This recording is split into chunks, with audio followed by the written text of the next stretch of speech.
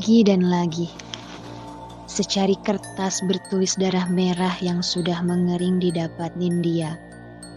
Tidak ada rasa takut sama sekali bagi gadis yang dijuluki si cupu tersebut. Ia meremas surat teror itu hingga berubah menjadi gumpalan. Kemudian melemparnya tepat ke dalam kotak sampah terdekat. Cupu, ikut gue. Sentak seorang siswi. Belum sempat Nindya menolak, kedua tangannya sudah ditarik secara paksa. Semua orang sudah berkumpul di taman belakang sekolah, layaknya mengantre untuk mendapat hiburan gratis. Aksi bullying ini rupanya dimulai dengan tamparan keras di tepi bagian kanan Nindya.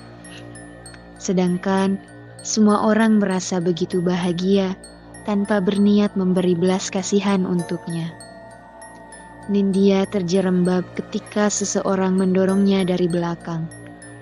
Lydia, gadis itu tertawa keras, merasa menang saat Nindya bersujud di kakinya. Kacamata tebal miliknya terjatuh lumayan jauh. Nindya berusaha meraihnya. Saat itu juga ia melihat seseorang tengah tersenyum simpul menatapnya dengan menggumamkan kata, "Bersiaplah, kita mulai sekarang." Semuanya menggelap. Nindya kehilangan kesadaran. Ketika sadar, keadaan terbalik. Lydia dan dayang-dayangnya dengan tampilan berantakan sungguh mengenaskan. Balas dendam yang sangat memuaskan. Ya, kata itulah yang berhasil ditangkap Nindya. Sebelum akhirnya gadis berpakaian putih dihiasi noda darah itu menghilang. Layaknya tertelan pohon beringin belakang sekolah, tempat Nindya selalu mendapat siksa. Ketika rumah yang awalnya sangat sepi, kini menjadi sangat ramai akibat banyaknya petugas polisi serta detektif yang sedang menangani satu masalah yang bagiku itu sangatlah sepele.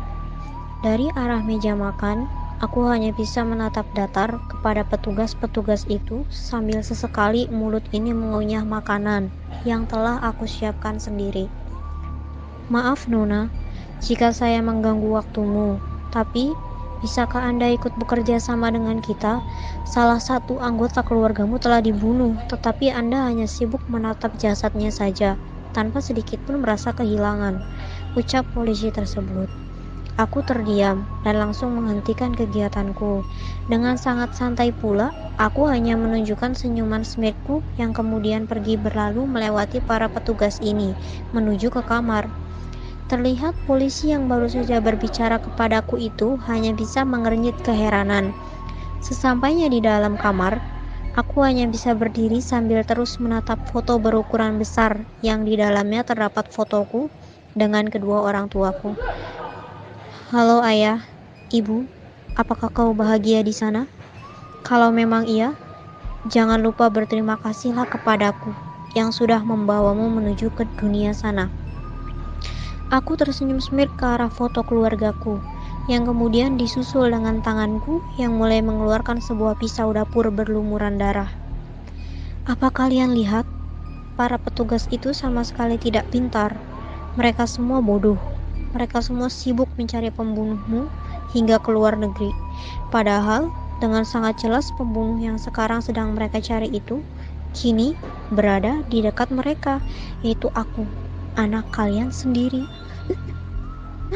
Aku tertawa begitu kencang hingga dirasa suara tawaku itu sudah bukan lagi suara tawa, melainkan kegilaan.